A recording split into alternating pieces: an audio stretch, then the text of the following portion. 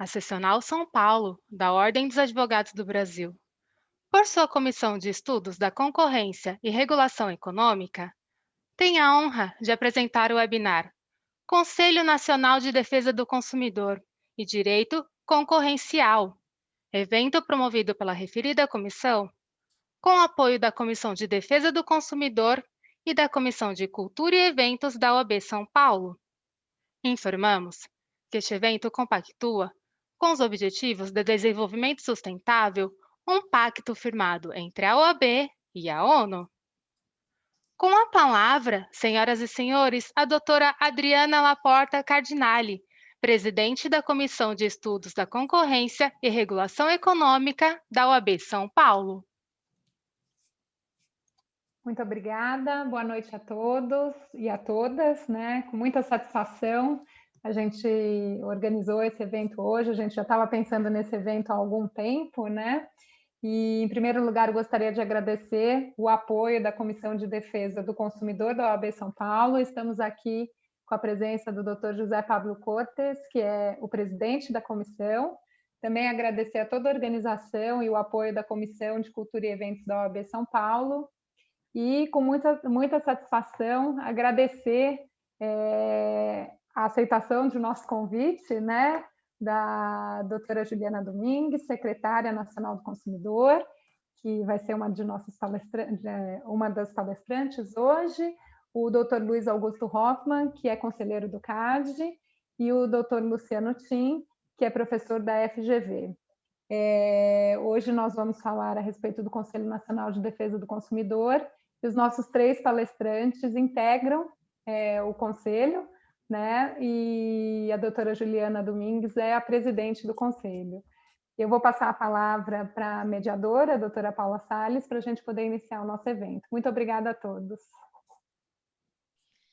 Obrigada, Adriana, é um prazer ser a mediadora aqui desse evento. Para vocês que não me conhecem, meu nome é Paula, eu trabalho com Direito da Concorrência, sou sócia do Felsberg Advogados. A nossa ideia hoje aqui na Secore, para quem conhece as reuniões, a gente vai começar na ordem, a doutora Juliana vai começar, depois o conselheiro Luiz Augusto Hoffmann vai falar uma explanação, e depois o professor Luciano Tim, que assim, ele está se liberando de uma reunião e logo vai entrar. A nossa ideia era que eles falassem de 10 a 15 minutos, e que depois a gente passasse para perguntas, mas mais do que perguntas, para um bate-papo, né? Quem participa aqui da reunião da Secore sabe que a gente é uma reunião, a ideia é que a gente tem aqui pessoas super importantes que estão, né, no comando desses órgãos, e nós aqui, advogados militantes, a gente é uma oportunidade não só da gente tirar dúvidas, mas como expor questões que a gente tenha, comentários, aflições. Eu aqui como mediadora vou seguindo aqui de acordo com as perguntas de vocês, acho que seria muito legal que vocês levantassem, indicassem aqui que queiram falar e fazer a pergunta, às vezes falando é mais fácil, mas se também preferirem usar o chat, tá ótimo. Então, é um prazer de novo estar aqui, e acho que eu passo agora, então, a palavra para a doutora Juliana.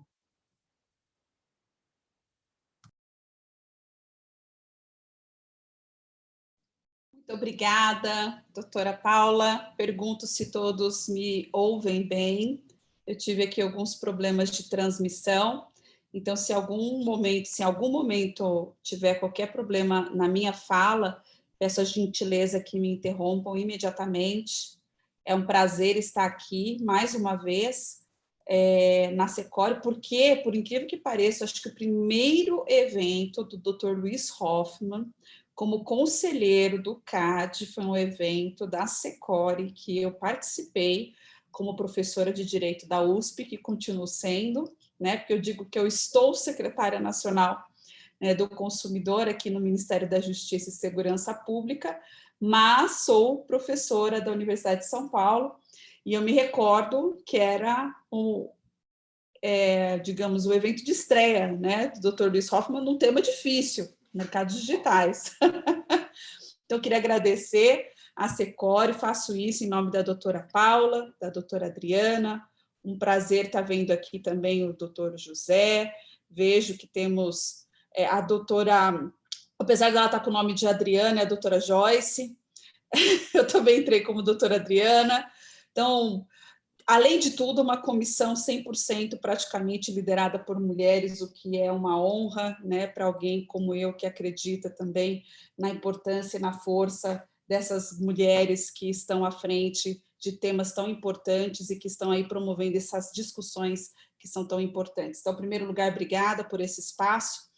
E eu estava aqui comentando com o Dr. Luiz Hoffmann, né, ele que é membro, ele é duplamente conselheiro do CAD, conselheiro do Conselho Nacional, né, de Defesa do Consumidor, o conselho que eu presido.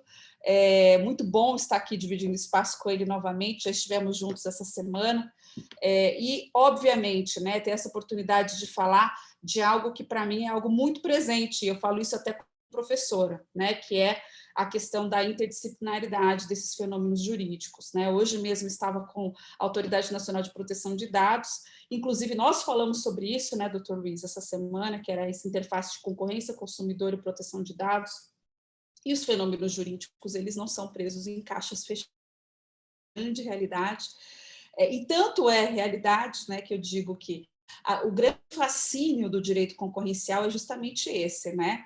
Cada mercado com as suas especificidades, e várias vezes nós estamos lidando com mercados que são mercados regulados, então que tem toda uma lógica também da regulação econômica, todos os mercados têm efeitos no bem-estar social e também afetam os consumidores, né? Hoje de manhã eu estava falando sobre sobre os efeitos, né, da pandemia de coronavírus na aviação civil, e o que nós vimos na aviação civil? Foi justamente isso também, redução de 94% na malha aérea imediatamente, então os efeitos para a concorrência, para o consumidor.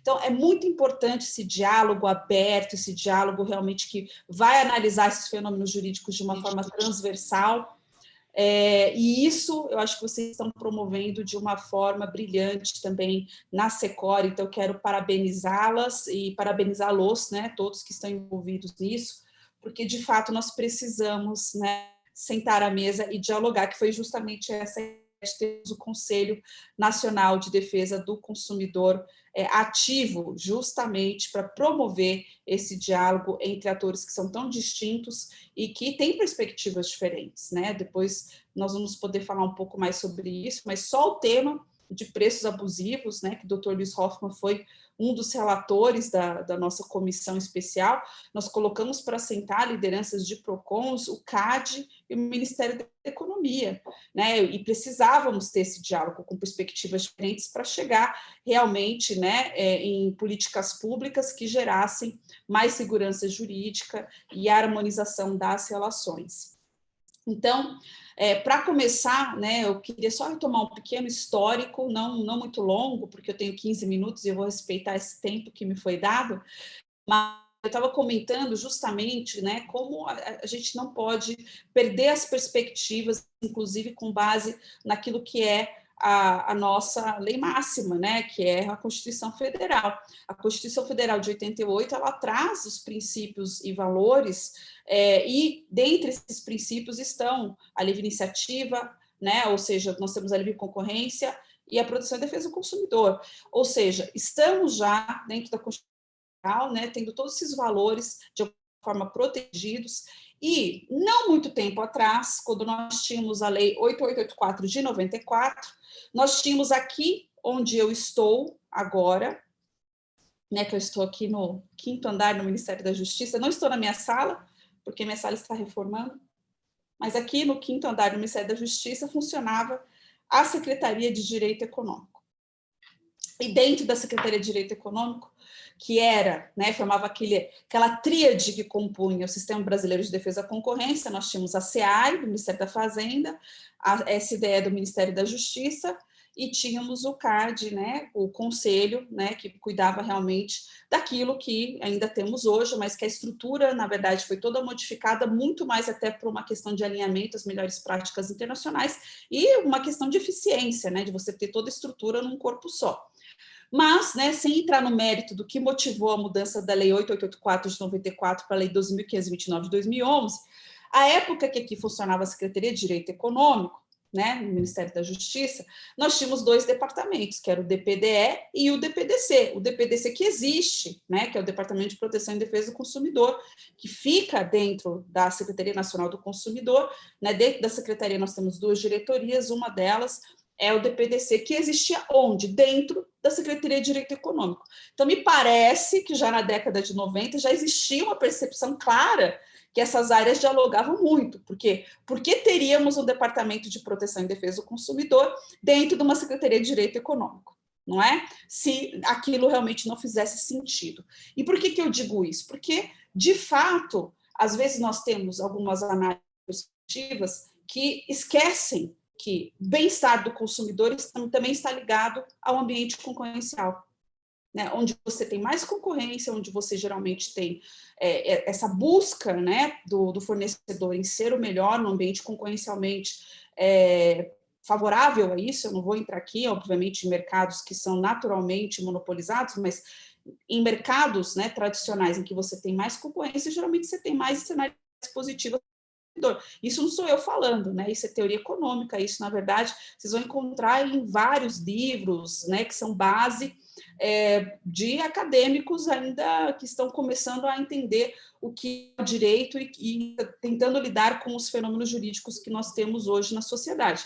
Então, eu não vou entrar também, né, na criação do Sherman Act, nem no histórico do antitrust, mas sempre houve uma relação muito próxima, né, simbiótica entre o direito do consumidor e o direito da concorrência. E eu recordo desse histórico, né, porque aqui funcionava então a Secretaria de Direito Econômico, por razões que todos praticamente conhecem. Vocês estão me ouvindo bem? Sim? Ótimo. Por razões que muitos conhecem, né, as recomendações da OCDE, a agenda do CAD muito internacional, fez com que a estrutura toda se transformasse, né, por meio da Lei 2529. Nós tivemos aí uma mudança, inclusive na análise, né, de atos de concentração empresarial. Existiram críticas no passado por conta disso, mas a perspectiva do direito do consumidor e da direito à concorrência, como eu disse, são muito próximas, porque todas elas buscam, né, de alguma forma, atender a esses anseios sociais, que é a busca por melhores serviços, melhores produtos, a promoção da inovação e todas as externalidades positivas diante de um ambiente que traz para o consumidor mais oferta, né? Então, ninguém queria, num ambiente como esse nosso de pandemia, que fornecedores saíssem do mercado e mercados tradicionalmente oligopolizados se transformassem em mercados, às vezes, até monopolistas, né? Por conta das dificuldades de alguns fornecedores permanecerem no mercado. E eu digo isso porque nós tivemos setores que já temos poucos players, né? Poucos agentes econômicos, como o setor aéreo, que, se no momento da crise nós não tivéssemos políticas públicas muito bem desenhadas e pensadas, teríamos, obviamente, saída desses fornecedores no mercado brasileiro e provavelmente hoje o consumidor brasileiro estaria sem oferta ou com uma única oferta com preços que são incompatíveis, né, com a nossa realidade econômica. E aqui eu retomo até a minha realidade pessoal. Eu me recordo muito bem quando nós tínhamos uma única empresa de telefonia. Primeira vez que eu fiz, né, intercâmbio, eu ligava uma por semana para os meus pais, 1 minuto, né? A empresa era a Embratel, porque a ligação internacional era caríssima. Né? Então, não vamos dizer que, que a telefonia hoje é perfeita, que não temos aí falhas para corrigir, que não temos problemas como consumidores, que todos nós somos, que todos nós aqui somos consumidores. Eu brinco que, ao nascer, já somos consumidores, né? Já pegamos uma fralda para o bebê e já estamos ali consumindo. Então, de fato, né, tivemos mudanças, precisamos corrigir muitas coisas, precisamos corrigir, mas precisamos mais do que isso, nós precisamos colocar esses atores para dialogar, nós precisamos colocar as agências reguladoras junto com as entidades que representam os consumidores, junto com os PROCONs, junto com o CAD, né? Ou seja, o que foi feito para existir hoje o Conselho Nacional de Defesa do Consumidor? Foi essa tentativa, esse esforço de colocar todos os atores na mesa para dialogar e dali partir políticas públicas, mudanças legislativas, propostas que atendam a sociedade de uma forma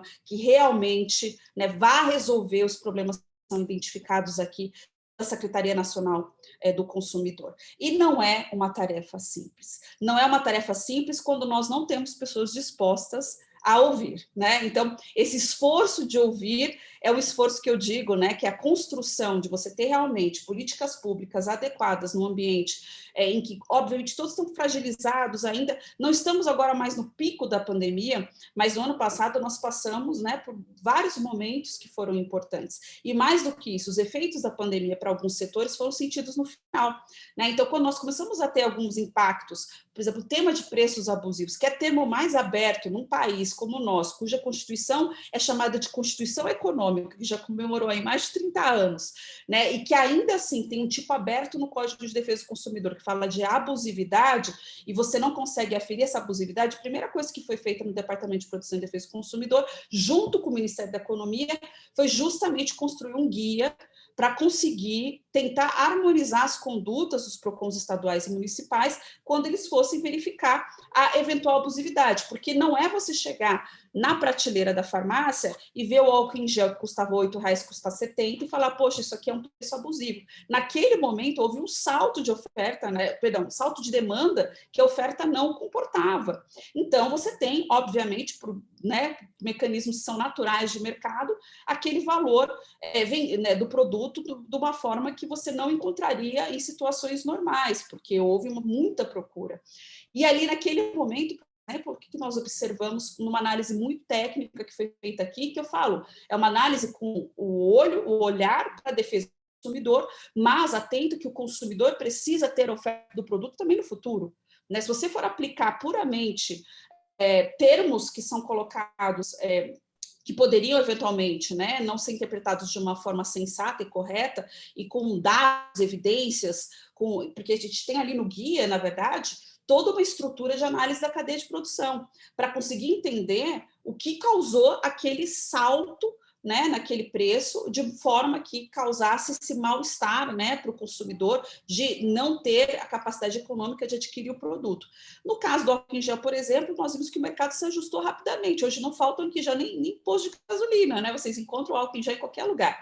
Mas e por que isso aconteceu? Porque tinham também normas que daí não eram de competência da Secretaria Nacional do Consumidor, mas regulatórias, que poderiam ser flexibilizadas e foram pela autoridade competente.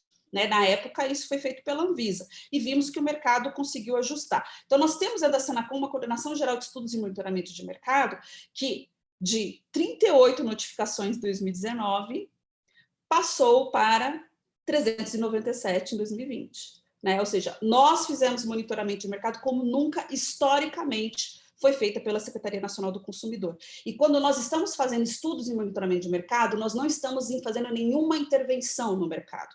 Esse tipo de interpretação é uma interpretação absolutamente desconectada das atividades da Senacom, porque o que nós fazemos são sugestões justamente para aqueles que são os responsáveis pela regulação ou que eventualmente estejam tratando deste tema, para que eles avaliem mecanismos que possam gerar bem-estar social, que possam modificar a realidade e trazer a normalidade, né, do que seria o ambiente natural de oferta e demanda, ou eventualmente até de precificação para o consumidor. Então, as sugestões que saem da CEGEM são absolutamente técnicas e sempre baseadas, né, nas melhores práticas internacionais, naquilo que temos de mais moderno, inclusive como instrumentos regulatórios. E existia também esse desconhecimento com relação às atividades da Senacom. Tanto que, para uma professora, né, de direito econômico ser eventualmente chamada de fiscal do Sarney, foi um susto para mim. Eu virei meme na família, né, teve o lado divertido também de tudo isso. Mas isso me mostrou também o quê? Que as pessoas têm um desconhecimento completo das atividades que são realizadas dentro da Secretaria Nacional do Consumidor, né, que são atividades absolutamente técnicas. E o Conselho Nacional de Defesa do Consumidor traz justamente isso também. Todos esses atores para conhecer as atividades, entender quais são os mecanismos que nós utilizamos para a definição de políticas públicas, trazendo também essa oportunidade de diálogo, né, e tudo isso é um ambiente de construção. Então, acho que para o Dr. Luiz Hoffmann tem sido uma experiência quase que antropológica, né, participar dessa discussão. Ele que geralmente senta à mesa para discutir no conselho, no conselho do CAD, né, ou seja, com especialistas, etc., de repente senta com vários atores de diversas formações, às vezes com percepções muito focadas, né, em alguns setores e sem um pouco de abertura para entender as dinâmicas de mercado. É sempre um desafio, mas acho que todos estão aprendendo, e mais que isso, depois eu quero que o doutor Luiz conte da experiência dele como relatório de preços abusivos, que no final tivemos, né, finalmente um relatório construído por todos esses atores com perspectivas que são, eu digo, diferentes, mas muitas vezes são complementares também. E o diálogo mostrou que foi o melhor caminho do que você entrar num embate que às vezes caminha, né, para questões que são de cerne até ideológico, né, e que constroem, digamos assim, inimigos que não são inimigos, né? Então, acho que isso é muito importante. A ideia toda de construir um ambiente institucional foi muito motivada também por todos os desafios que nós enfrentamos durante a pandemia. A pandemia gerou também uma atuação entre os atores que atuam para a proteção e defesa do consumidor nos estados e municípios, que têm competências próprias. A Senacom não interfere, ela não tem competência de interferir em nenhuma das atividades de todos esses atores. Nós estamos falando de mais de 900 PROCONs no país. Mas o que acontece? Nós produzimos uma série de notas técnicas orientativas, trazendo instrumentos justamente para que renegociassem os contratos, para que avaliassem todas as perspectivas, e tentamos, com isso, mitigar a insegurança jurídica daquele ambiente. Porque, mais uma vez, nós entendemos que é princípio basilar da Secretaria Nacional do Consumidor proteger o consumidor, e proteger o consumidor não é só aplicar o Código de Defesa do Consumidor e todos os instrumentos que nós temos hoje disponíveis, mas também é pensar nesse consumidor no médio e longo prazo. E no médio e longo prazo, ninguém quer um consumidor sem oferta, ninguém quer um consumidor refém de um único fornecedor. Então, esse é o trabalho que nós estamos fazendo. Tentei aqui falar em 15 minutos, queria agradecer mais uma vez a oportunidade. Obviamente falaria 1h30, né, mal de professor, mas estou aqui controlando o meu tempo porque quero ouvir meus colegas.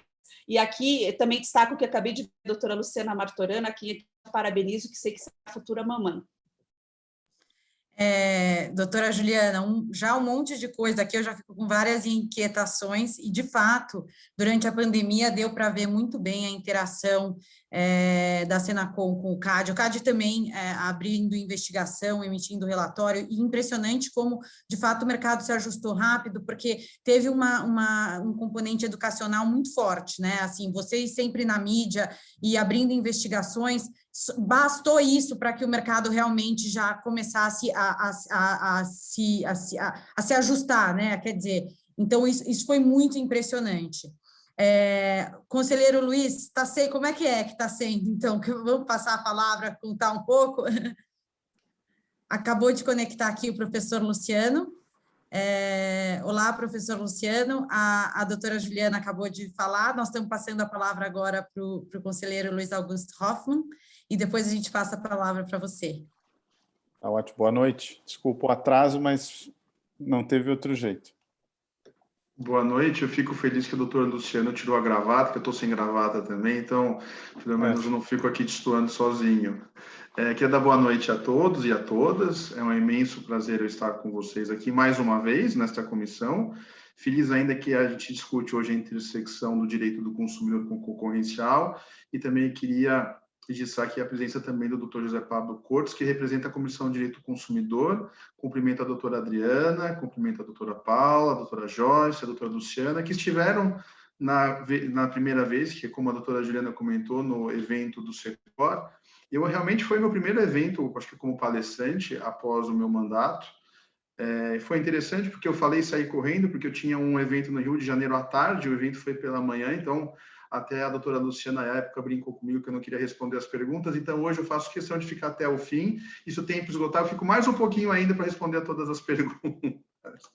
Mas é um prazer enorme. Eu aqui na OAB de São Paulo, eu fui secretário de outras comissões durante muito tempo, da comissão, tenho a minha carreira inteira dedicada, atuante perante a OAB, então eu me sinto completamente em casa e muito feliz aqui em ver tantas advogadas, professoras, militantes na área. É uma honra muito grande estar aqui com as advogadas, as representantes das mulheres, que são tão importantes até na atuação do CAD, advogadas e profissionais, operadoras do direito e da economia, que são extremamente brilhantes, com quem eu muito aprendo.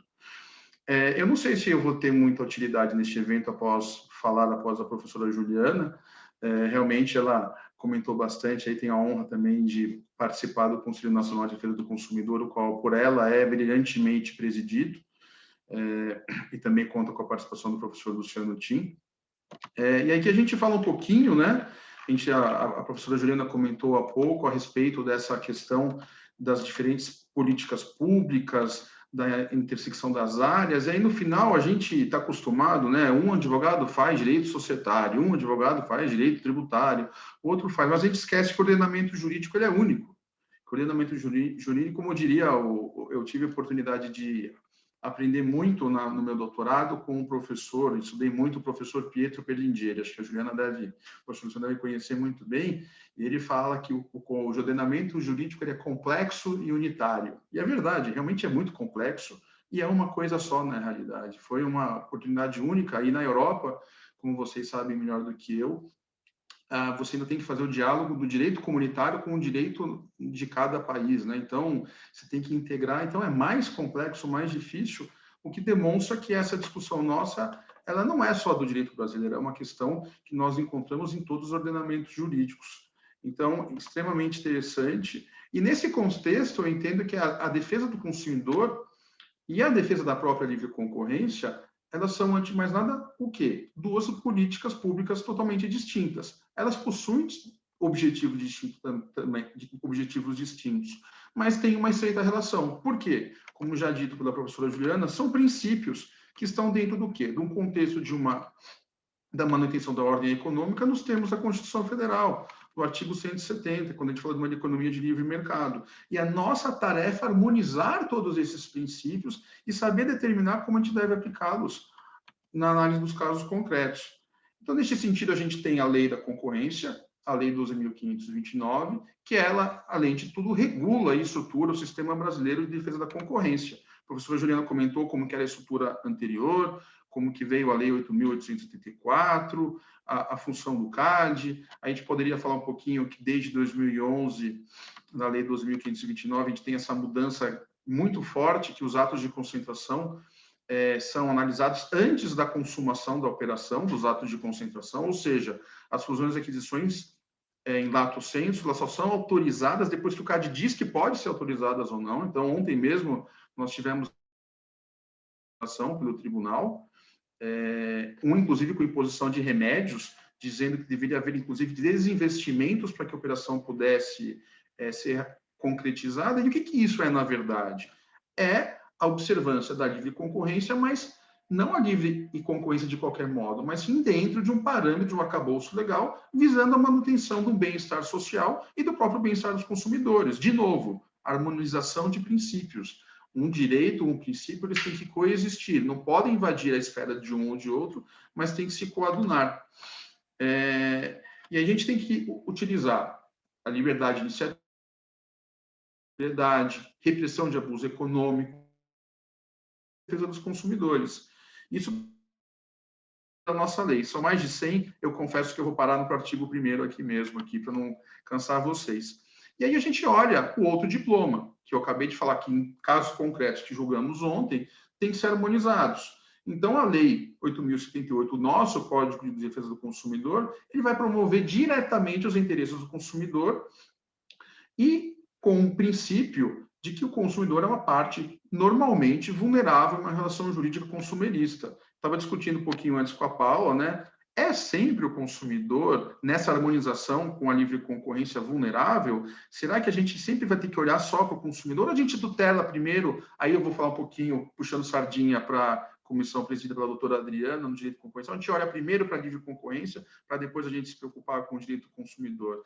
Essa discussão a gente pode ficar até domingo, até segunda-feira para discutir aqui, porque ela não tem fim, ela é extremamente interessante. E aí, quando eu vejo o professor Luciano Tim, ainda a gente vai começar a discutir regulação. Vou dar um spoiler aqui do professor Luciano Tim. Então, a gente ainda tem que harmonizar a concorrência, a gente tem que harmonizar o direito dos consumidores, e vamos colocar mais a regulação, vamos colocar aqui as outras agências reguladoras. E olha que interessante, agora tem um conselho para discutir isso. Questões que eram discutidas internamente, a gente está direto, tem casos em que a gente julga no CAD, que tem a ANTAC que participa, a ANS e todas as outras agências reguladoras. Como que eu vou fazer para decidir, o tribunal do CAD vai fazer para decidir, sem chamar as outras agências para decidir? Como que um órgão que tutela a livre concorrência não vai ouvir o especialista do setor regulado? Então, essa ideia aqui, capitaneada pelos professores Luciano Tim, pela professora Juliana Oliveira, é fenomenal, porque Se você não se comunica, como você pode decidir, como você pode regular alguma coisa?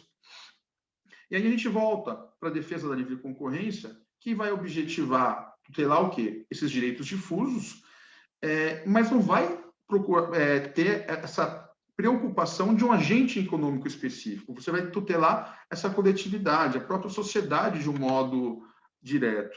E assim, quando se realizam tais ações, aí sim você coloca adiante e como objetivo o bem-estar do consumidor, da sociedade, mas dentro de uma economia que seja eficiente, que seja, na verdade, possível. O que aí, para a gente brincar que é a língua oficial do CAD, que não é o português, a gente brinca muito lá, que a gente vai objetivar o Consumer Welfare Standard, que é nada mais, nada menos do que o bem-estar social de todos. Então, vejam esse tripé, essa harmonização, toda essa questão, como ela é extremamente interessante. E aí, quando a gente olha do outro lado, se contrapondo a essa situação da eficiência que mira atingir os consumidores, aí você tem as infrações econômicas também. Quando você tem cartéis ou quando você possui condutas que se transformam em infrações à ordem econômica, que nós chamamos dos ilícitos anticompetitivos. Porque, às vezes, os mercados são extremamente concentrados, eles crescem de forma não orgânica, mas pode existir um abuso, um exercício abusivo, um poder de mercado de uma forma que vai, enfim, a empresa ela tem uma grande concentração, ela é líder de mercado, ela pode começar a abusar, a fechar o mercado, a cometer alguns atos que podem prejudicar a própria livre concorrência. Eu não deixo, eu começo a criar barreiras à entrada, eu coloco obstáculos aos concorrentes que eles não conseguem competir. E, de novo, lá na frente, vai competir, o que vai acontecer? E aqui a doutora Paula também comentou comigo um pouco sobre os preços predatórios, preços exploratórios também, a gente discute muito isso. Vou falar um pouquinho dos preços abusivos em complementação ao que a professora Juliana comentou. Mas como você faz para analisar isso? Será que um preço exploratório hoje, alguém que pratica, por exemplo, um preço abaixo do mercado, isso se sustenta? A professora Juliana comentou há pouco que a gente tem que ter essa perspectiva de curto, médio e longo prazo. O álcool gel que aumentou em um certo momento não significa que aquilo ali é um preço abusivo por si só. Então, veja como é importante. E aí você vai do outro lado, o direito do consumidor, que vai atuar diretamente e especificamente nos interesses dos consumidores e não nessa tutela mais abrangente. Então, veja, você tem que aproximar essas diferentes políticas públicas, que apesar de terem objetivos centrais diferentes, acabam por tutelar esse interesse do consumidor em graus distintos, quer seja de maneira direta ou de maneira visando o consumidor ou de maneira difusa, objetivando a concorrência. Que pese que haja essa independência, os pontos devem e têm que ser convergentes, criando essa intersecção entre elas. Por outro lado, nessas zonas de espaço comum, nessas referidas políticas públicas, deve haver essa atuação conjunta, coordenada entre as autoridades responsáveis, sempre no sentido porque a administração de maximizar os esforços e resultados, porque a administração pública é uma só. Tem que ter esse diálogo, tem que ter essa promoção adequada de todas essas políticas públicas, no qual se insere nesse contexto a própria recriação do Conselho Nacional de Defesa do Consumidor. E aí eu vou aqui fazer um comentário. Muito fácil criar um conselho durante a pandemia. Eu acho que o professor Juliano não teve nenhum obstáculo, nenhuma dificuldade em chamar todos esses atores políticos, autoridades, entidades, um desafio enorme de ainda ter que compor e criar um conselho. Hoje se discute até mesmo, nem regimento interno ainda foi finalizado, uma série de desafios que você tem que... Acho que foi até no nosso evento na terça-feira que acho que o presidente Alexandre Barreto comentou que você sobe o avião, tem que fazer o serviço de bordo, tem que instalar o motor.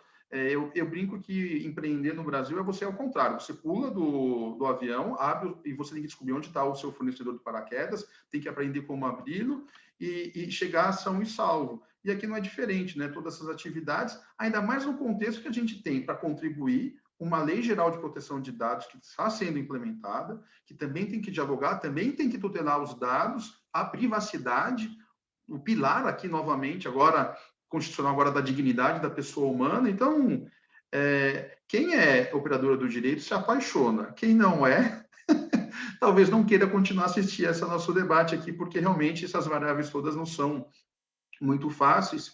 E acho que é importante esse diálogo que a OAB promove aqui em trazer essas questões todas. E a gente discute um pouquinho também sobre a competência do CAD, né? E aí a gente tem algumas questões que são discutidas. O CAD tem que tutelar quais interesses? São a livre concorrência, mas ele vai tutelar, ele vai analisar questões, por exemplo, tributárias, ele vai discutir interesses de trabalhadores, como que ele vai compor isso tudo? Esse debate não é novo, até a professora Juliana comentou, eu até tive a oportunidade de escrever no IBRAC, que é outro instituto, um artigo sobre o Hipster Antitrust, junto com o Rafael Parisi, que é meu chefe de gabinete. E não, pelo menos de acordo com a nossa legislação, aqueles princípios que eu comentei e brinquei no artigo 1º da nossa lei, os 1529, são eles que nos orientam, são eles que nos trazem. Mas você tem que analisar todas essas outras questões que não são esses princípios na nossa lei, de forma a harmonizar. Não que eles são os pilares, que eles sejam os pilares para poder fazer essa questão. E um exemplo que a gente tem disso é o caso da Boeing e Embraer, em que existia ali, a operação acabou não sendo consumada por discussão entre as partes envolvidas, mas havia ali inúmeros interesses das partes interessadas, de sindicatos, de trabalhadores, eventual perda de trabalhos. Eu, inclusive, fui o relator do recurso que o Ministério Público apresentou no processo. Mas, enfim, não é isso que a nossa lei, o que o nosso ordenamento jurídico nos apresenta. Eu teria mais umas coisas para falar, mas eu acho que eu já estourei o meu prazo, e eu agradeço aqui mais uma vez e parabenizo, congratulo não só a produção e a realização desse evento, mas também os trabalhos conduzidos aí pela professora Juliana e pelo professor Luciano Tim, como eu já mencionei. Muito obrigado.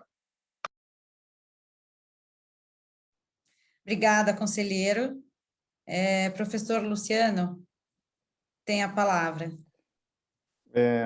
Bom, não precisa ficar no formalismo, né, doutora Paula, posso chamar de Paula, Adriana, e agradecer o convite, até tirei a gravata para poder fazer isso, então, também não precisa professor, até me sinto, é um título bonito, enfim, a gente luta para chegar ali, mas podemos, não sei se, agora congelou aqui, vocês me ouvem bem? Sim. Sim. Podemos, você pode me chamar até de Paulinha. Pois é, sabe que em São Paulo a minha sócia chama Paula, né? E é pá, mas sabe que, apesar de 10 anos em São Paulo, para um gaúcho, pá é uma coisa meio íntima. Ela até hoje não me chama de Lu, também seria um pouco estranho, mas, enfim, né, eu fui a vida toda no Sul, Tim, né? Mas o pessoal de São Paulo, alguns me chamam Lu, enfim.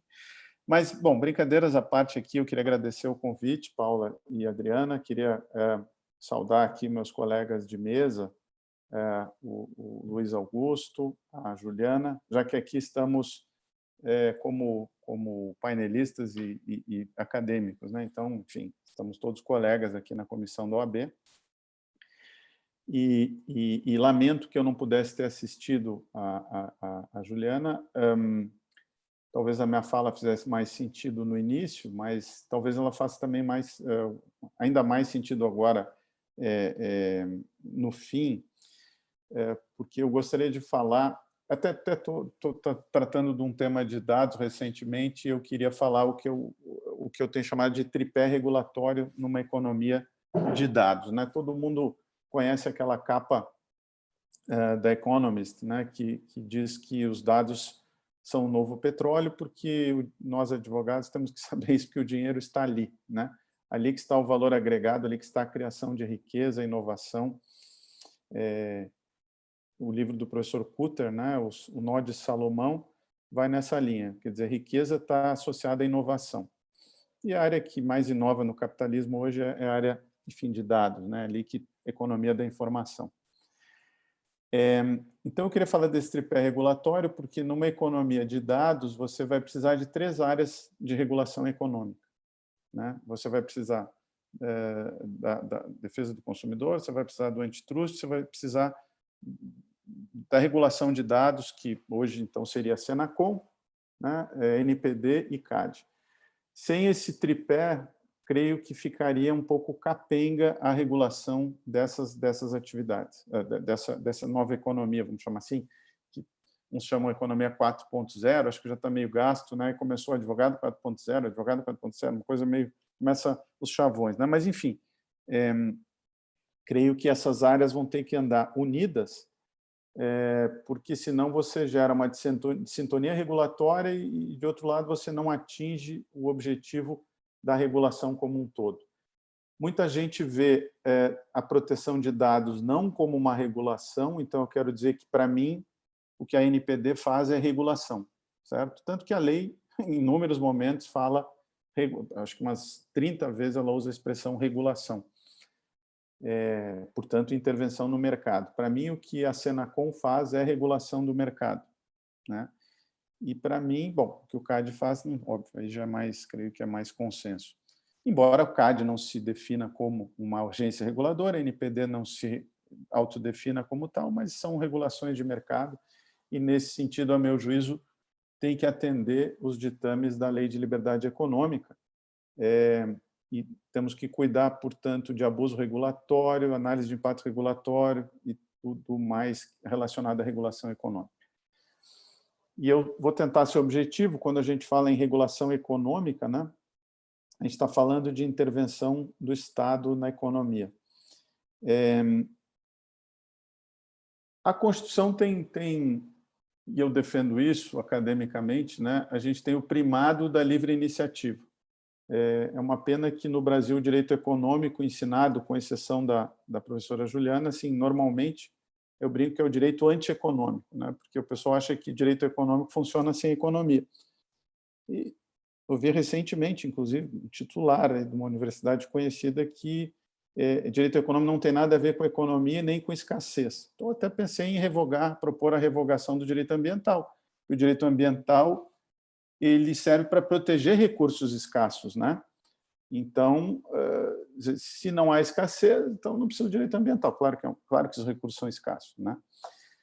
E então, bom, a Constituição, para mim, eu defendo tem um primado da livre iniciativa, o que significa que o nosso sistema econômico é um sistema de livre mercado e que você regula, mas você regula dentro de uma racionalidade econômica. A regulação depende de falhas de mercado que precisam ser identificadas e justificadas, daí a análise de impacto regulatório. E por isso que eu defendo, portanto, bom, o CAD já faz isso há muito tempo, mas que Senacom e outros órgãos, e aliás, a professora Juliana tem um artigo sobre isso, né, sobre análise de impacto regulatório em defesa do consumidor. Não dá para sair tabelando preço, sem ver o que vai acontecer, ou mandar fazer desconto linear em escolas, até tem um estudo do Departamento de Economia do CAD, sem mensurar o que vai acontecer no dia seguinte.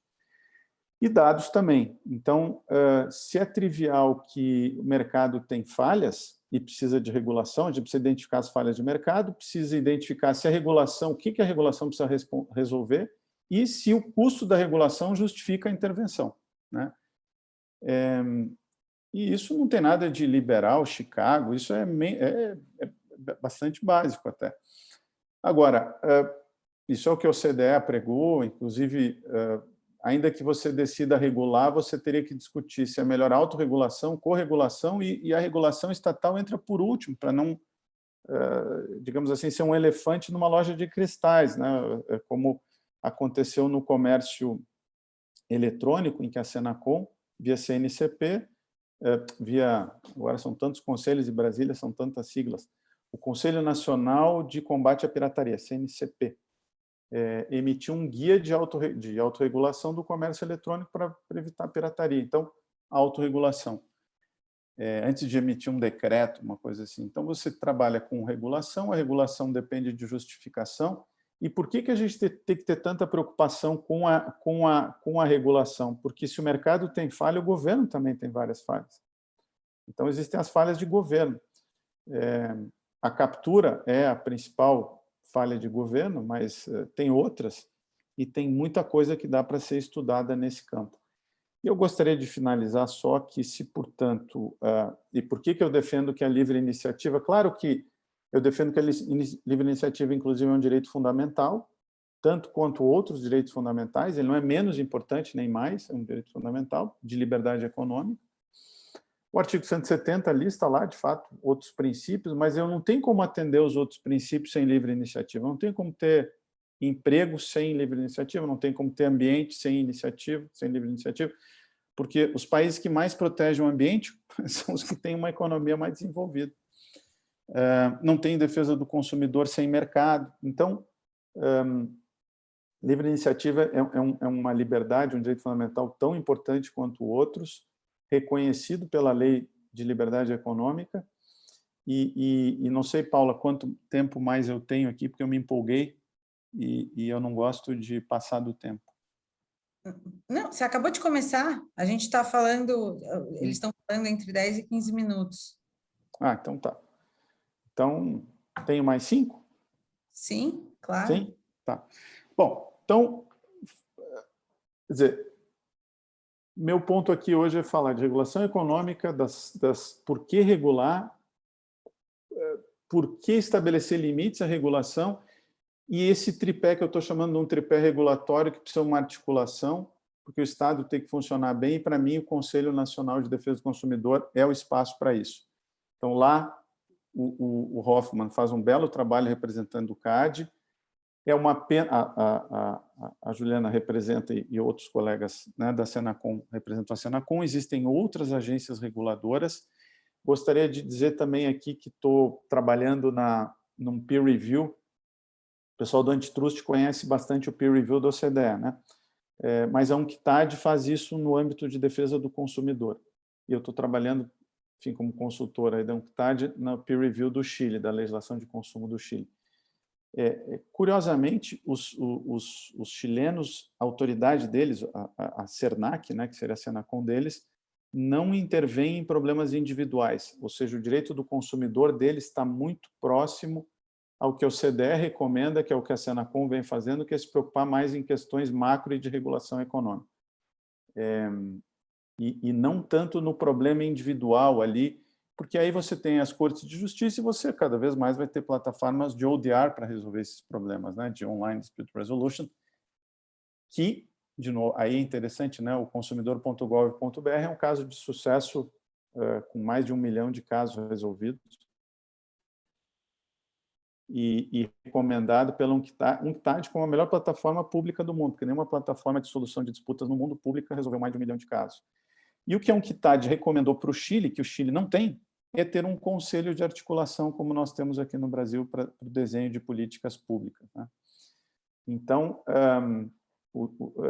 a minha proposta foi falar, é uma pena só, e eu gostaria de ressaltar isso, que o decreto tenha sido anterior, estava durante o debate da NPD, né? Então a NPD não foi incorporada propriamente no Conselho, né? Lá está a Anatel, a ANEEL, o Bacen, o CAD e a ANAC.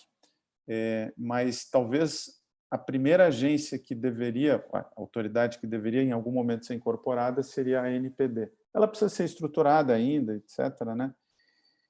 E como um evento com advogados e advogadas, eu terminaria com uma mensagem de mercado. Para mim, o direito antitrust, e eu tive a felicidade de estudá-lo em 97, é uma das áreas mais sofisticadas do direito. Por quê? Porque o pessoal estuda mercado, né? Então já é um advogado, uma advogada que lida com os economistas há mais tempo, assim, e é uma área que me chamou muito a atenção, porque foi uma das primeiras áreas do direito que permitiu olhar para frente. Normalmente o direito olha para trás, né? Se a gente pensar o direito civil, o direito penal, está sempre vendo o que aconteceu. O antitrust consegue olhar para frente, pelo menos uma fusão, claro, um ato de concentração. Então, essa perspectiva de olhar para frente, a gente só pode fazer com estatística e com econometria. Então, eu acho que essa sofisticação dos advogados de antitrust, poderão ser muito úteis na atuação da agência, da autoridade de dados, que é uma área nova, está cheio de especialista e dando palestra, mas vamos combinar que especialista na advocacia precisa fazer, né? Não basta só dar palestra. Então, assim, essa área de dados é uma área que tem trabalho por 10 anos, e, para mim, quem tem esse conhecimento, essa expertise de antitrust, vai ter um bom mercado, porque eu estava conversando até quando eu estava indo na Senacom com o pessoal da Autoridade de Dados Europeia, e muitos vieram do antitrust. né? Porque dá essa sofisticação. Mas eu gostaria de terminar dizendo que também pode dar uma boa sofisticada, a meu juízo, no direito consumidor. Porque o pessoal do direito consumidor, na média, é muito dogmático, não trabalha com economia, né? E acha o Código de Defesa do Consumidor de 1990 muito bom. Só que o Código de Defesa do Consumidor, em 90, ele foi feito com base em diretivas europeias da década de 80 e não pegou toda a consolidação econômica. Os consumidores de hoje são variados. Então, a gente certamente o direito consumidor vai começar a avançar para uma pauta mais regulatória. Tudo bem, pode ter açãozinha pontual, provavelmente, eu acho, já falei e já está acontecendo, que a própria área de dados vai ser talvez provoque, infelizmente, um novo contencioso de massa aí. Então, essas coisas vão continuar existindo. Mas tem a área macro ali da floresta, né? Não da árvore, que essas 3 áreas, a meu juízo, formam, sim, um tripé regulatório. Muitos dizem que o direito consumidor não é direito econômico, eu defendo que seja. Quem diz isso é a própria UNCTAD, né? O Comitê da UNCTAD de Política da Concorrência e Defesa do Consumidor. A doutora Tereza, que é a diretora, ela foi da Autoridade Portuguesa Antitrust e do Direito Consumidor, em dois momentos diferentes. Ela mesma, conversando comigo, eu tive que responder essa pergunta, Paula e Adriana, mas, Luciano, você que faz arbitragens complexas, o que você vai fazer na Senacom cuidando de direito consumidor? Mas é a coisa mais importante que tem, todo mundo é consumidor. E o direito consumidor ainda vai dar ao antitrust, uma coisa que o pessoal do antitrust começa a acordar agora, que é a economia comportamental. Porque é verdade que a lógica econômica tradicional, da economia tradicional, da microeconomia, justifica e explica por que uma empresa faz um cartel, por que ela faz uma leniência. Uma sociedade anônima tem uma estrutura burocrática que leva a uma decisão do sistema 2, lá, racional, né? Mas os consumidores são muita decisão no sistema 1, né? Que é o sistema das emoções, das intuições. E não adianta a gente... E se a tomada de decisão do consumidor, dos consumidores no agregado, é que informam as empresas como elas vão tomar decisões, essas informações que as tomadas de decisão dos consumidores estão dando para o mercado, para livre concorrência, para livre iniciativa, ela tem que ser uma tomada de decisão informada, sem tudo que hoje ainda está em processo de desenvolvimento, que é a exploração dos viés cognitivos a partir da tecnologia, né? Então, nós vamos ter que atuar um pouquinho mais nessa proteção da tomada de decisão dos indivíduos. Eu, como uma pessoa, digamos assim, mais liberal, né, acredita muito na capacidade dos indivíduos tomarem decisão, mas eles não podem ser manipulados a partir de dados.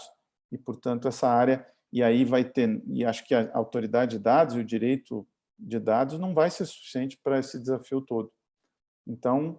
Mas temos que ir com cuidado também, não dá para sair, não, então o Luciano quer regular tudo, né? Eu li agora um artigo recentemente de um colega meu, da GV, que é contra a autonomia do Banco Central. Bom, eu sou favorável, acho que a gente tem que ir evoluindo para perspectivas de autonomia dos órgãos reguladores, acho até que a defesa do consumidor deveria caminhar para quem sabe mandatos, para quem ocupam órgãos de consumidor, para blindar do excesso de política, seria uma outra coisa que a gente poderia falar se der tempo.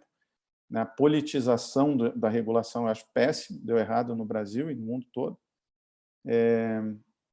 E não sei, fica aqui provocativamente uma frase aí que eu até tenho pronunciado, quem sabe o Supercard ainda não foi aquele de 2011, mas, enfim, é só uma provocação. Obrigado, Paulo, obrigado, Adriana. E fico à disposição aqui para debates. Espero que eu tenha ficado dentro do tempo, que como professor de Law and Economics eu não gosto de alocar ineficientemente o tempo. Acho que seria um desperdício, né? E para quem gosta de economia sabe que os recursos são escassos, inclusive, sobretudo, tempo. Tem um filme que a moeda é tempo, né? O custo do tempo é uma coisa assim. Então, fica aqui essa pequena provocação. A Juliana e o Hoffman, que são autoridades, talvez não possam falar. Eu estou numa fase ótima como acadêmico. Passou minha quarentena, eu falo absolutamente tudo que eu quero, estou me divertindo. Eu tenho a liberdade de cátedra, né? Claro, sou advogado, então algumas coisas, mas fico aqui falando tranquilamente, né? Então, eu posso fazer provocações e se eles não puderem responder, eu respondo. O meu áudio fugiu um pouco aqui agora nos últimos minutos, mas continuo aqui na...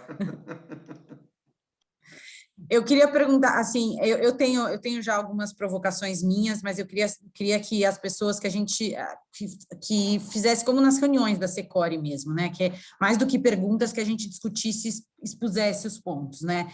Eu estava conversando com o conselheiro Luiz Hoffmann antes, e já tinha conversado com o Luciano numa reunião prévia que a gente fez, e eu, Paula, particularmente, uma questão que muito me intriga é preço predatório, que a gente não consegue trazer um caso desse hoje no CAD. É muito difícil. E você tem aí, o conselheiro mencionou os hipster antitrust, tem aí o artigo da Lina, com o Amazon Antitrust Paradox, que o que ela vai falar é justamente isso, que assim, o direito da concorrência vem assim, tendo como o bem muito o direito do consumidor, o bem-estar do consumidor. Então, teoricamente, a gente estava até discutindo aqui, eu e o conselheiro, assim, é difícil para o CAD adotar uma medida preventiva em casos que, inicialmente, a medida preventiva seria contra o bem-estar do consumidor. Mas como é que isso vai ficar para frente, né? A própria professora Juliana, a própria Juliana dizendo, olha, o consumidor quer a opção também, né? A gente não quer só preço barato, a gente quer a opção. Então, assim, o negócio do preço predatório, essa conduta de preço predatório, que para mim é extremamente importante e é dificílimo de trazer, não estou aqui, acho que difícil de provar, é uma coisa que está no limbo, porque o preço abusivo, de fato, a gente viu aí os órgãos se articulando e fazendo, e houve, de fato, uma atitude em relação a isso, mas preço predatório está totalmente esquecido. Queria saber um pouco a visão de vocês sobre isso. Todos nós? Ou primeiro o Não, quem quiser responder. Bom, vou começar falando o seguinte para você, Paula, que preço predatório, por incrível que pareça, foi a minha tese de conclusão de curso. E imagina eu pesquisando preço predatório em 1999, né? Era um super tema, que já era, naquela época, a cabeça de bacalhau do antitruste.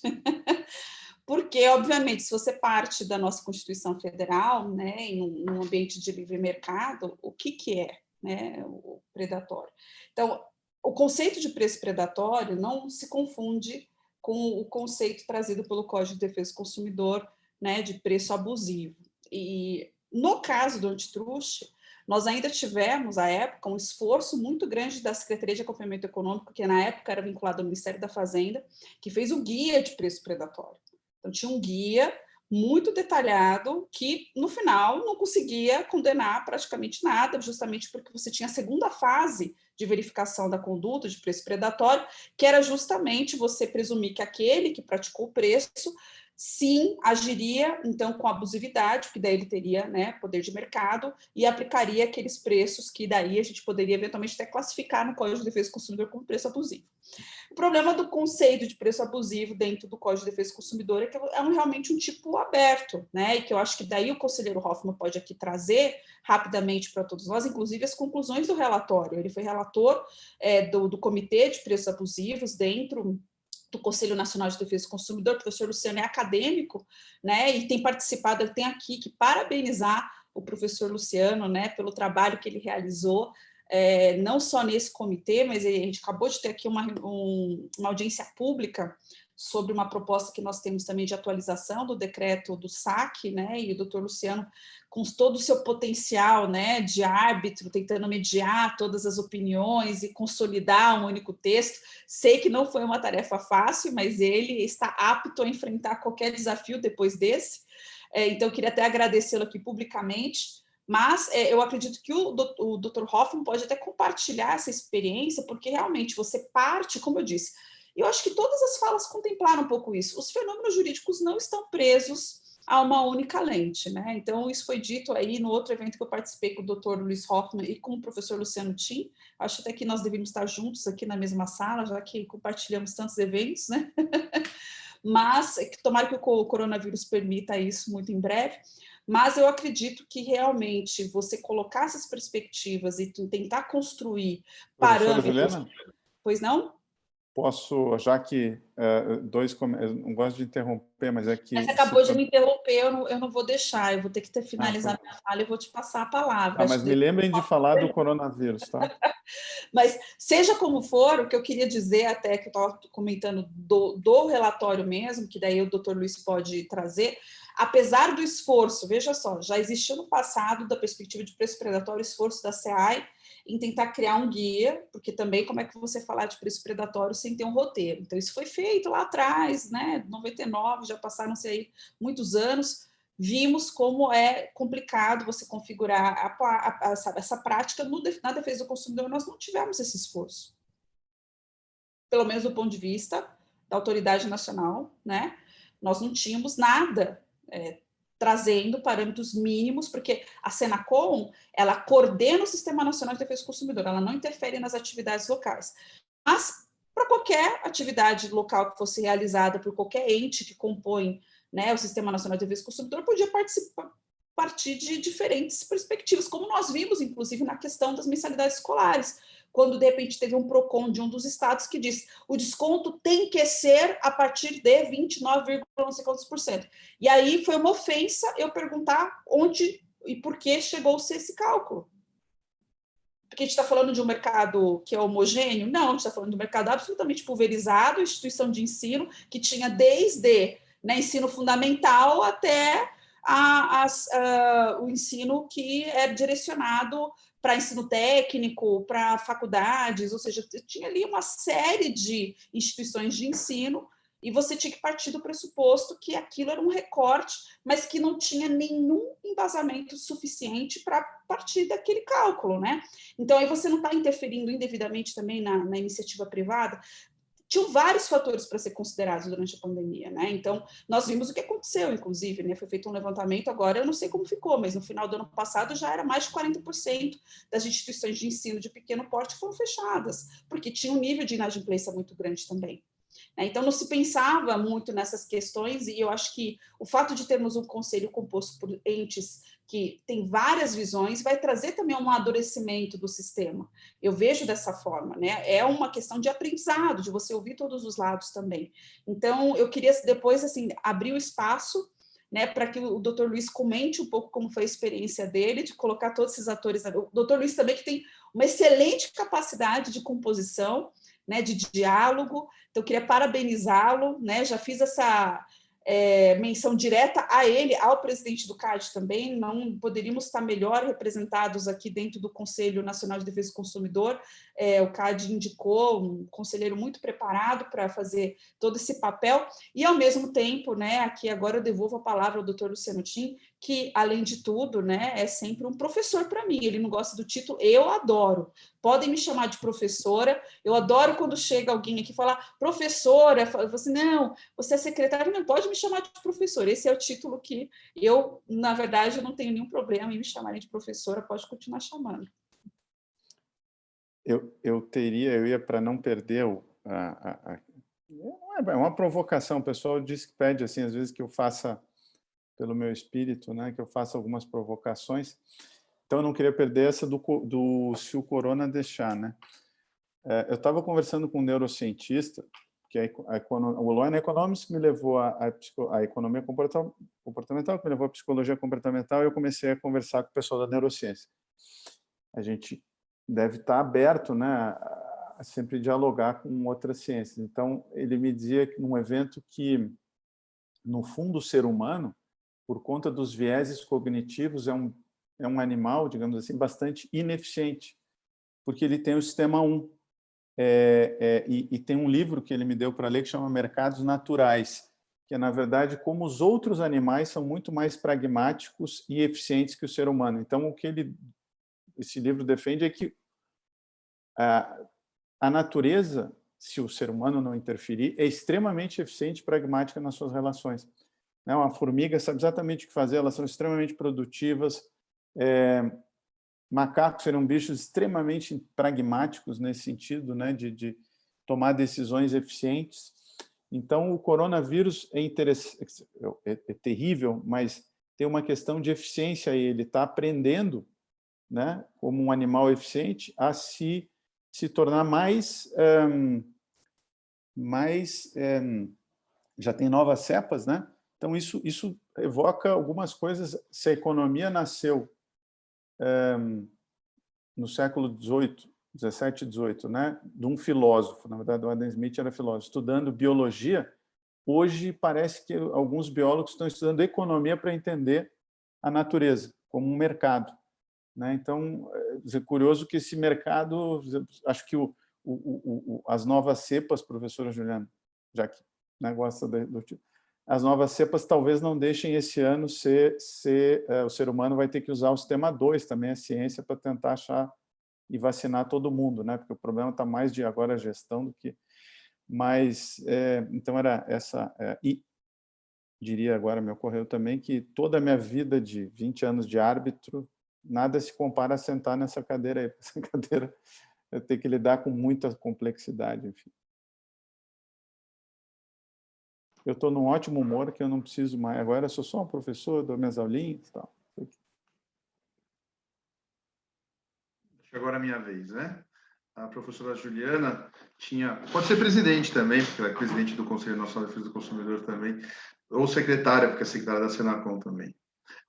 Mas, de qualquer modo, a experiência de ter participado do grupo de trabalho de preços abusivos do CNDC, ele foi uma experiência, no mínimo, muito sui generis, né? Porque, na verdade, a gente tem ali uma série de agências reguladoras, vários entes, né, do sistema de defesa do consumidor, e nós tivemos 3 relatores no grupo, e cada um com uma visão muito diferente. Então, eu acho que a gente esperava, de certo modo, visões muito conflitantes, né, quanto ao mérito, quanto às questões, a visão, né, nessa questão, mas eu acho que foi uma experiência que, para mim, foi muito enriquecedora.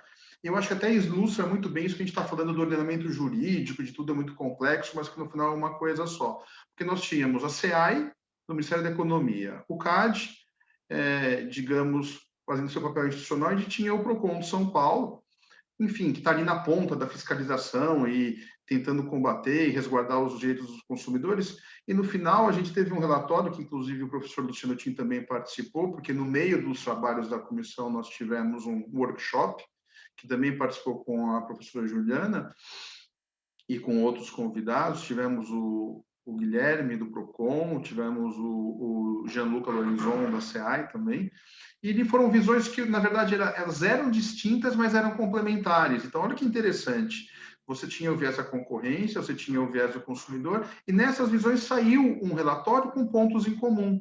Pontos em comuns que, primeiro, a gente discutiu ali o que é justa causa sob a ótica do artigo 39, inciso 10 do Código de Defesa do Consumidor. A gente ainda não sabe. Então, chegamos ao consenso que a gente ainda não sabe o que vem a ser exatamente o conceito, a definição da justa causa. Mas a gente sabe algumas coisas que não são, por exemplo, algumas atividades que a gente não vai ter tabelamento de preço, uma visão que foi compartilhada e foi aprovada pelo próprio Conselho Nacional de Defesa do Consumidor quando nós levamos esse relatório conjunto.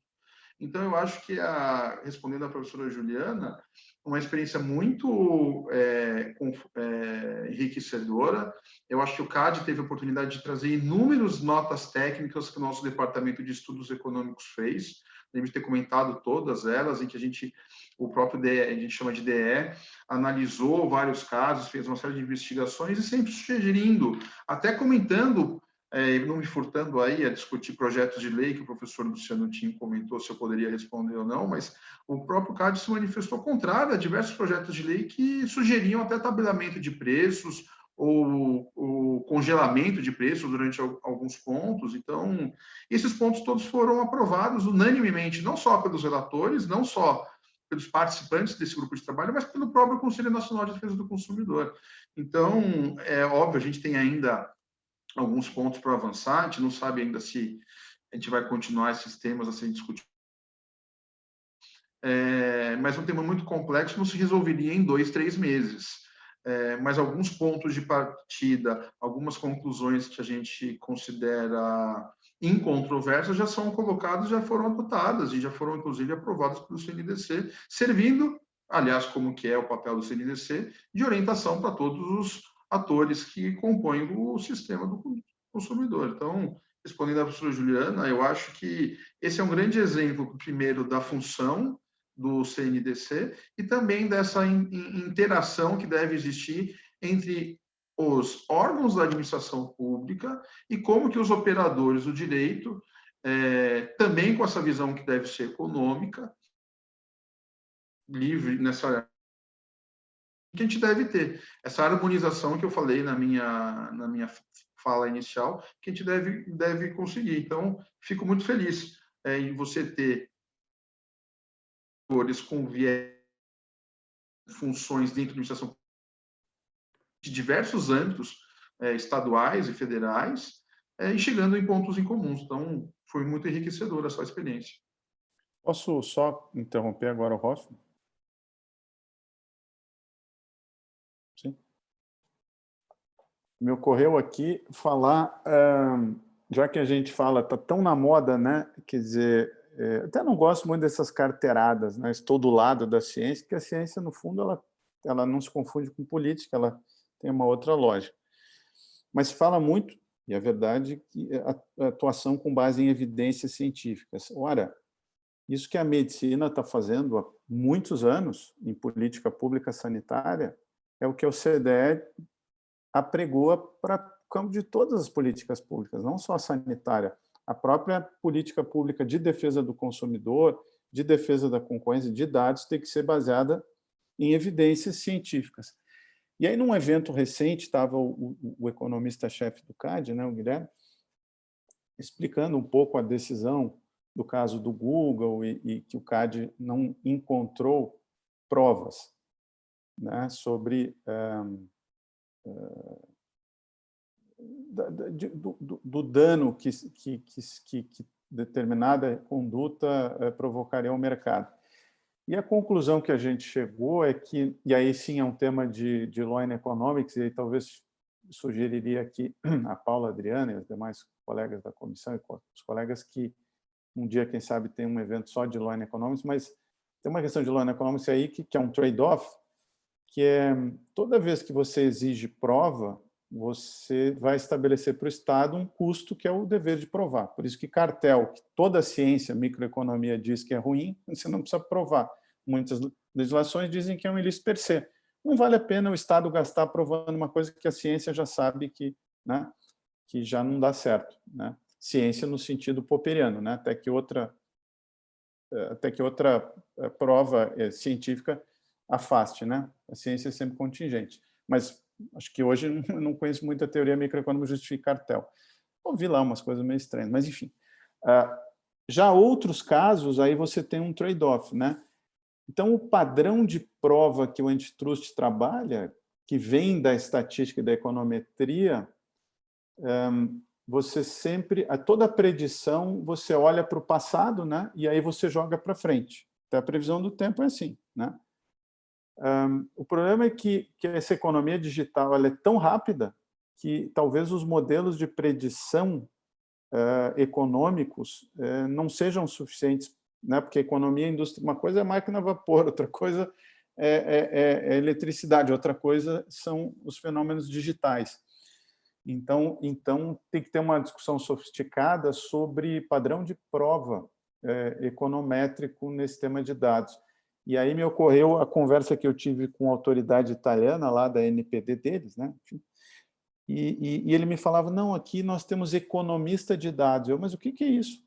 Né? Não, é um economista que entende, porque senão quando vê uma empresa comprada por 1 bilhão, mas ela não tem faturamento. Mas por que alguém pagou por aquilo, né? Então, você vai ter que ter os economistas de dados, que são caras que vão ter que interagir com estatísticos e econometristas para a gente pensar em padrões de prova. Talvez esse seja um desafio que até o DE do CAD colocou para a academia como um desafio. Só, desculpa interromper aqui também o Hoffman, mas me ocorreu falar isto. Não, muito, muito bom esse ponto, eu vou voltar nisso, só quero despedir da professora Juliana, ela foi chamada, né, na secretaria, ela vai ter que nos deixar. Professora, mais uma vez, muito obrigada, ficamos muito contentes de contar com a sua participação aqui. Obrigada, doutora Paula, um prazer, aqui deixo meu grande abraço a todos que são, né, assim, membros ativos da SECORE, que foi aí, durante muito tempo, um ator importante, né? A comissão em si agiu de uma forma bastante importante para o aprimoramento de todas as políticas públicas também, na defesa da concorrência. Um prazer estar aqui com todos vocês. Obrigada por compartilhar também conosco, aqui dentro da Secretaria Nacional do Consumidor, todas as atividades que vocês têm desenvolvido e por dar essa importância também ao que nós estamos fazendo dentro da Secretaria e dentro do Conselho Nacional de Defesa do Consumidor. É uma honra estar aqui dividindo esse espaço com vocês. Então, deixo aqui meus cumprimentos, né, e os meus parabéns em nome aí da doutora Adriana, que está aqui na tela, mas eu vi aqui a doutora Luciana, a doutora Joyce, e o meu abraço aos professores, né, ao doutor Luciano Tim, ao doutor Luiz Hoffmann, e não poderia deixar de cumprimentar também o doutor José Cortes, que representa a Comissão de Defesa do Consumidor, também me colocando à disposição para dialogar sempre com a comissão, como faço também com a OAB Federal. Um prazer muito grande, espero vê-las e vê-los em breve. Obrigada. Obrigada, professora. Pegando carona aqui rapidinho, sou eu de novo fazendo uma intervenção, mas aqui no que o Luciano falou e também para o conselheiro Hoffmann. Luciano, você acha que tem risco da NPD virar tipo o que por muito tempo virou a Senacom ou os órgãos de defesa do consumidor? Porque assim, tudo que a gente vê hoje, não sei vocês aqui, um ponto aqui para o pessoal que está aqui na reunião, de adequação da LGPD, os caras estão muito preocupados com os dados das pessoas físicas, que no fim é isso que é a LGPD, né? E vejo muita pouca preocupação em dados qual a importância que tem, né? Então, todas as discussões de Google, todas as discussões de Essential Facility, e que também não chega. E quando chega no CAD, também é difícil, na Europa, todo mundo está batendo um pouco a cabeça. Daí você comentou um pouco do SuperCAD, acho que talvez fosse a ideia de ver um pouco, né, isso assim, como sendo assim, hoje em dia, esse aqui vai ser o insumo de verdade. Como é que você vê, assim, nessas reuniões participando com a NPD, assim, que caminho você acha que ela está tomando mais? Você acha que ela vai entender um pouco desse lado ou que ela vai seguir mais para esse coisa da proteção dos dados das pessoas físicas? Bom, eu não até fiz uma indelicadeza, eu não tinha rolado aqui a barra, eu cheguei atrasado, eu não gosto de chegar atrasado, então eu não sabia que tinha um representante da Comissão do Consumidor, que vejo aqui é o doutor Cortes, então fica aqui. Eu fui descortês em não saudar, fiz só uma menção pessoal do concorrencial, mas como eu falei de econômico, e para mim é o outro lado da moeda, sinta-se saudado do Dr. Cortes, e eu evitando a descortesia. Mas para onde irá a NPD, né? Não, a questão aí, Paula, é que agora estão tocando aqui, mas enfim, a questão da defesa do consumidor, ela foi uma aposta em você estabelecer uma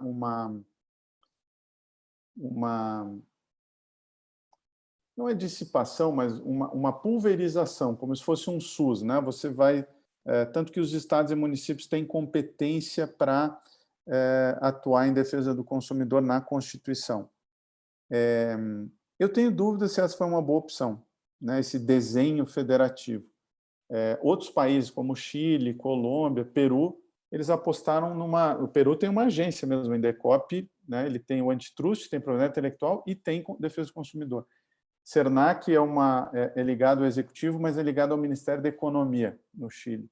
A maioria dos órgãos de defesa do consumidor, dos países que eu conheci, estão ligados ao Ministério da Economia, porque é uma regulação do mercado. Nós fizemos uma outra aposta e hoje nós temos uma situação de mais de 900 PROCONs e creio que isso gera insegurança jurídica, isso gera um custo para as empresas operarem no mercado. Então, acho que era importante ter, e o Conselho Nacional de Defesa do Consumidor também serve para você ter uma política nacional.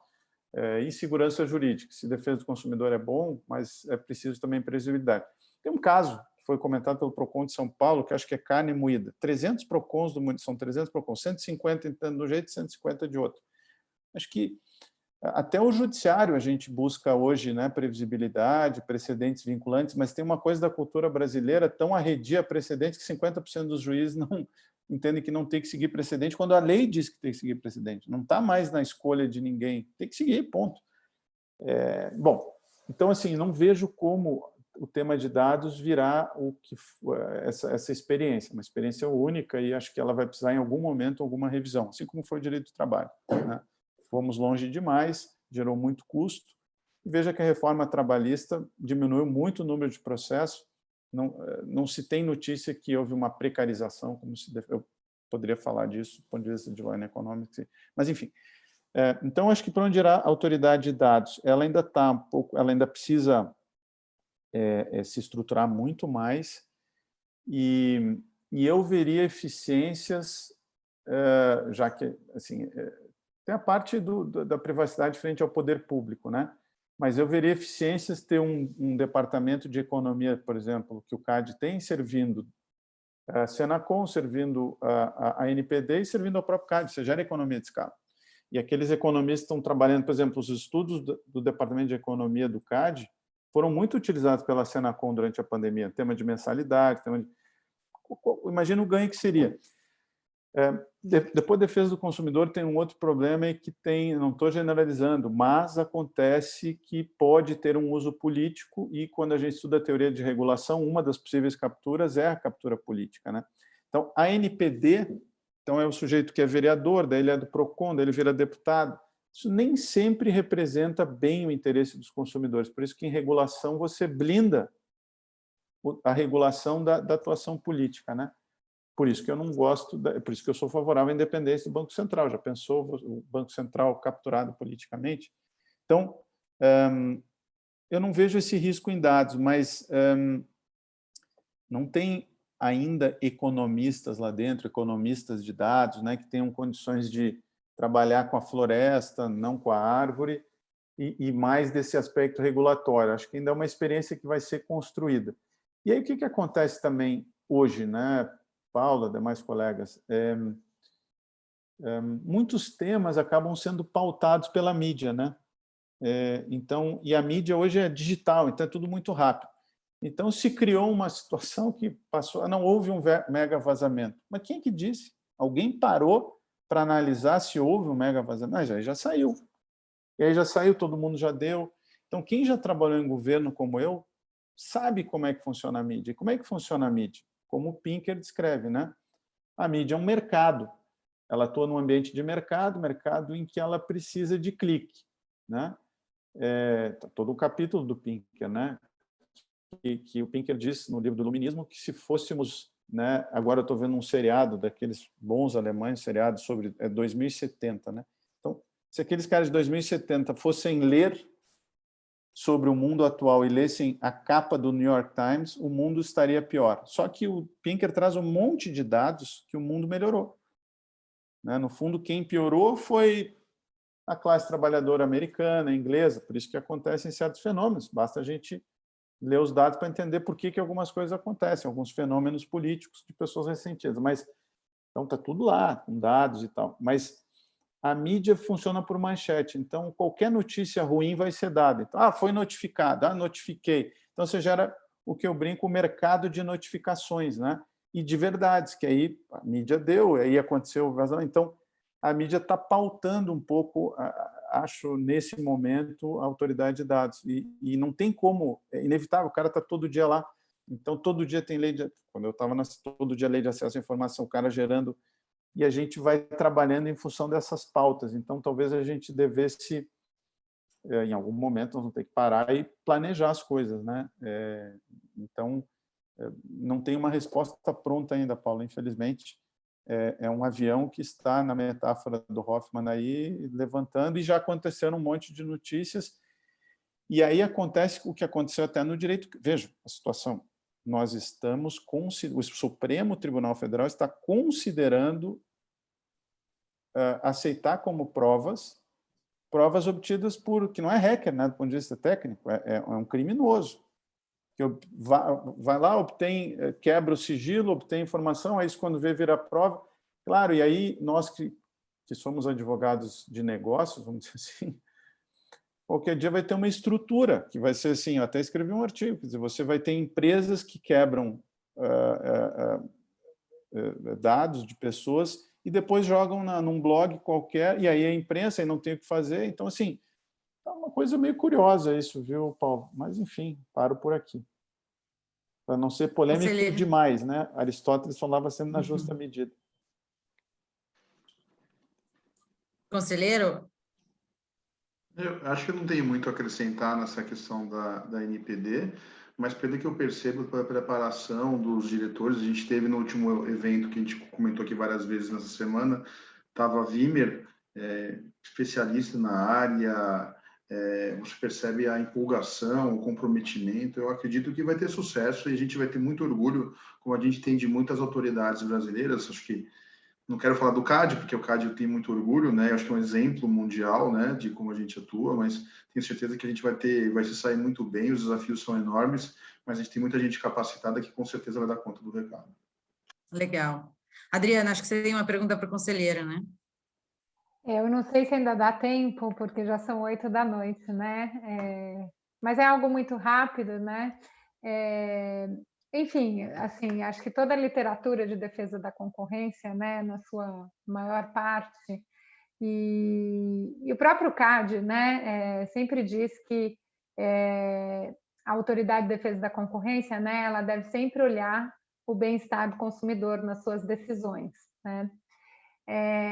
Mas tem casos, né, que a gente observa, enfim, se você for para casos da União Europeia, por exemplo, em algumas situações você verifica que não foi o que preponderou, são raridades, né, que não foi exatamente a defesa do consumidor que preponderou ali na decisão do CAD não, da autoridade, desculpa.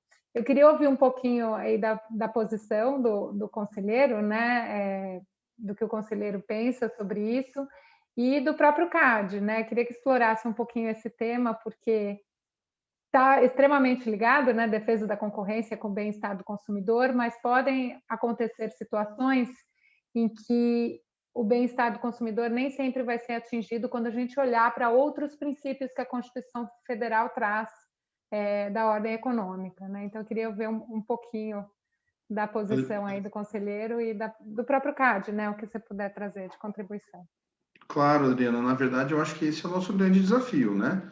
Eu falei no começo de você harmonizar inúmeros princípios e você conseguir equilibrar e atingir o bem-estar. Você tem que mirar mesmo o bem-estar do consumidor, mas você não pode esquecer que você tutela inicialmente a livre concorrência, né? Então, eu acho eu até comentei isso já anteriormente, publicamente, a gente tem uma figura, né, no direito brasileiro, do abuso do direito. E você tem no CAD também uma figura que a gente analisa muito, que é o abuso do direito de petição. Qual seja, o CAD tem a competência de, se uma empresa quer prejudicar uma outra, ajuiza uma série de ações em órgãos administrativos e também perante o judiciário, com o intuito de prejudicar a livre concorrência e, por exemplo, eliminar um player do mercado, na verdade, isso é um indício concorrencial. Então, eu estou querendo exemplificar quando você fala sobre harmonização de princípios, porque você tem do lado o abuso do direito, que na verdade, você tem o direito de petição do outro lado. Então, como que você sabe se esse direito de petição está sendo observado ou se está ocorrendo um abuso dele? Como que você sabe equilibrar isso? E, portanto, é o mesmo desafio que a gente tem, como que você equilibra a livre concorrência com o bem-estar do consumidor? Como que você consegue fazer esse balanço, como você consegue colocar todos os pratos nas mãos e conseguir ter uma decisão que seja harmônica, não ferindo os princípios constitucionais, sendo que a gente está discutindo o artigo sob digamos, na pirâmide, né, a premissa maior é a ordem econômica, o artigo 170. Eu acho que esse é o nosso grande desafio.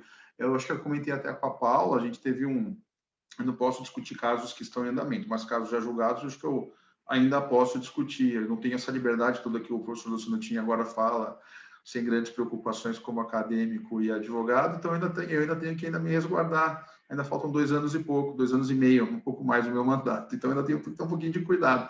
Mas, na realidade, a gente teve um caso em que foi uma medida preventiva concedida, que, de certo modo, existia uma discussão que, poxa, mas se a gente impedir essa prática, em tese, poderia, do outro lado, estar ocorrendo um benefício aos consumidores. E eu fui o relator desse caso e, na verdade, eu entendi que será que tem mesmo esse benefício aos consumidores? será que nesse momento pode ser que tenha, mas será que daqui a um mês, daqui a 6 meses, daqui a um ano, daqui a 5 anos, será que se eu não tomar uma atitude agora, eu vou ter um benefício aos consumidores a curto, médio e longo prazo? Então, enfim, é essa questão que a gente tem que ser analisada caso a caso, né? É difícil a gente ter uma fórmula mágica, porque é aquilo que eu até brinquei, né? Quando você fala harmonizar os direitos, quem é de humanas pode ser que adore, quem é de exatas pode ser que odeie.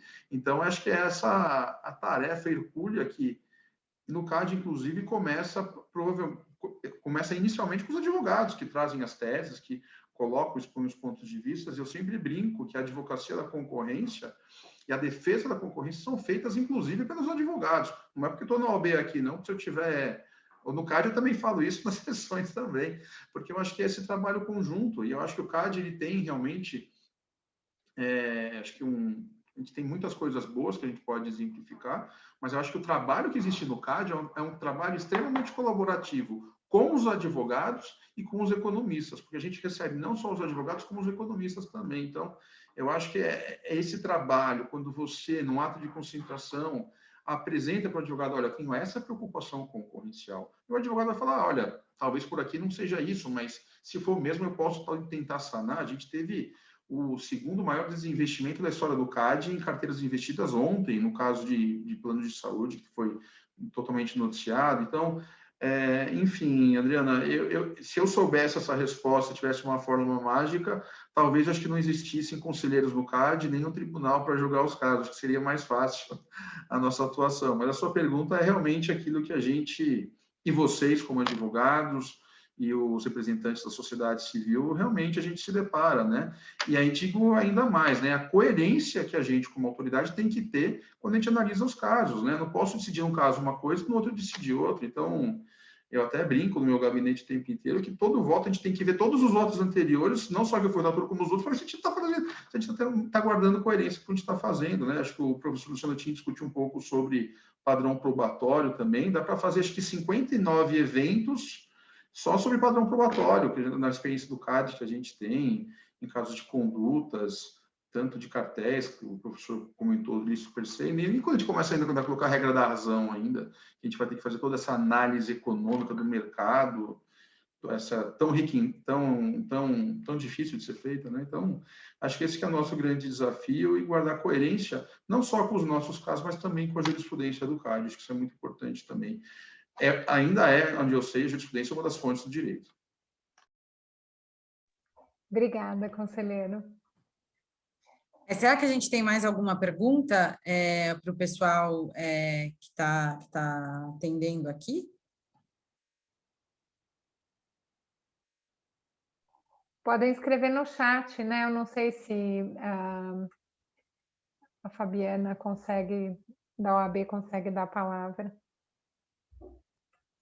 O professor Luciano também precisa... Bom, se a gente não tiver mais pergunta, eu vou agradecer demais essa oportunidade que a gente teve. Para a gente é incrível ouvi-los e aprender, né, um pouco mais, saber, enfim, colocar o assunto em dia também um pouco. Então, eu agradeço muito ao professor Luciano, ao conselheiro Luiz Augusto Hoffmann, ao senhor José Pablo Cortes, a Adriana, e todos aqui, todos os membros da Secore, todo mundo que participou. E, Adriana, se você quiser finalizar como presidente da Secore, muito obrigada.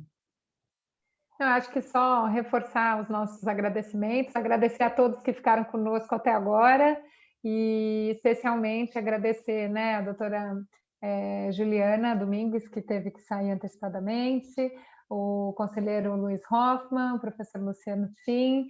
Muito obrigada, foi brilhante. Agradecer a Paula por mediar esse debate, foi excepcional.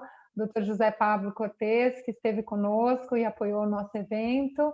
As doutoras Joyce e Luciana, que tiveram também que sair, e todos os demais membros da Secor que puderam estar conosco hoje. Muito obrigada e esperamos tê-los de volta conosco em outro debate em breve. Boa noite. Boa noite.